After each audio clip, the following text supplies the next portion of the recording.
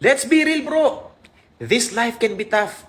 May bills, may problema. Minsan, meron pang heartbreak on the side.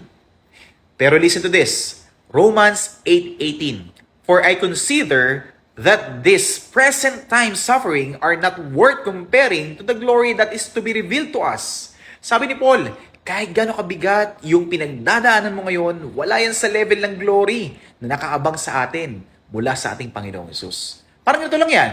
Kung nag-gym ka, nag-workout ka, sumasakit ang katawan mo, nagpapawis ka, nagpapagod ka, pero worth it. Bakit? Kasi lalaki muscle mo, may gains. Ganon din kay Lord.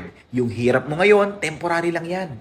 Pero yung reward, eternal yan. So kapag down ka, remember, pain is temporary. Pero yung glory kay Christ is forever. Kaya kapit ka lang.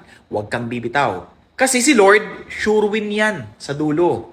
Basta make sure that you have a genuine relationship sa ating Panginoong Jesucristo.